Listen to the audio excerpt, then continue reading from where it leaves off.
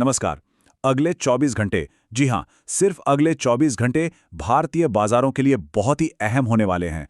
ऐसा इसलिए क्योंकि अमेरिका का सुप्रीम कोर्ट एक ऐसा फैसला सुनाने जा रहा है जिसकी गूंज, यकीन मानिए, दुनिया भर के बाजारों में सुनाई देगी।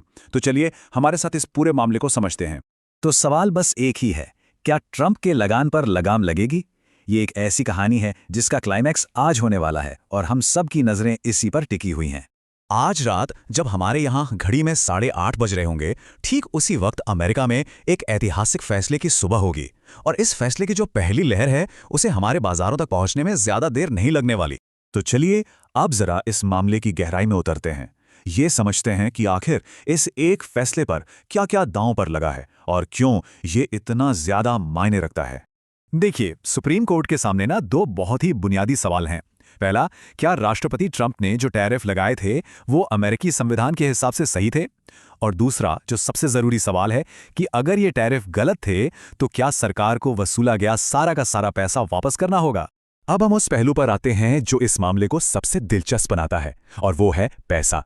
दांव पर लगी रकम इतनी बड़ी है कि इसका असर सिर्फ अमेरिका पर ही नहीं बल्कि पूरी दुनिया की अर्थव्यवस्था पर पड़ेगा। सोचिए, अगर कोर्ट का फैसला सरकार के खिलाफ आता है तो एक ऐसा आर्थिक तूफान आ सकता है जिसकी शायद किसी ने उम्मीद भी नहीं की होगी। हम बात कर रहे हैं $250 बिलियन की। ये एक बहुत बड़ी रकम है, और इतनी बड़ी रकम अमेरिकी सरकार को उन कंपनियों को लौटानी पड़ सकती है जिनसे ये टैरिफ वसूले गए थे। जरा अंदाजा लगाइए कि ये आंकड़ा कितना बड़ा है। तो सवाल ये है कि इस रिफंड का सबसे बड़ा फायदा किसे मिलेगा?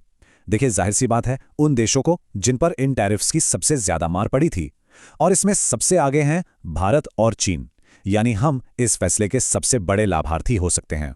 तो अब सवाल उठता है कि फैसला किस तरफ जा सकता है। हमने जो विश्लेषण किया है उसके हिसाब से दो मुख्य संभावनाएं दिख रही हैं। चलिए दोनों को एक एक करके समझते हैं। पहला सिनारियो, फैसला टैरिफ के खिलाफ आता है। इसका सीधा मतलब है कि टैरिफ को गैर कानूनी मान लिया जाएगा और वो जो $250 बिलियन की वापसी की बात है ना, उसका रास्ता खुल जाएगा। दूसरा सिनेरियो यह है कि फैसला सरकार के पक्ष में आ जाए और सब कुछ वैसा ही चलता रहे जैसा अभी चल रहा है। पर इसमें एक मजेदार बात यह है कि अमेरिका के जो पॉलिटिकल बेटिंग बाजार हैं, वो इस बात का संकेत दे रहे हैं कि फैसला टैरिफ के खिलाफ जाने की संभावना कहीं ज्यादा है। अच्छा, चलिए एक पल के लिए मान लेते हैं कि फैसला सरकार के खिलाफ ही जाता है। तो क्या अमेरिकी प्रशासन चुपचाप बैठा रहेगा? जी नहीं, बिल्कुल नहीं। हमारी टीम के विश्लेषण के मुताबिक उनके पास एक जवाबी प्लान पहले से ही तैयार है। उनका पहला और सबसे तेज कदम होगा सेक्शन 122 का इस्तेमाल करना। इसके तहत वो तुरंत 150 दिनों के लिए 15% का टैरिफ लगा सकते हैं। ये उनके लिए सबसे आसान रास्ता है। दूसरा विकल्प है सेक्शन 301, लेकिन उसके लिए उन्हें अमेरिकी संसद यानी कांग्रेस से मंजूरी लेनी पड़ेगी और ये प्रक्रिया काफी लंबी और मुश्किल हो सकती है। इन सब बातों के बाद अब आते हैं हम सबसे बड़े सवाल पर। इस पूरे घटनाक्रम का आखिर भारत और हमारे बाजारों के लिए क्या मतलब है? चलिए इसका विश्लेषण करते हैं।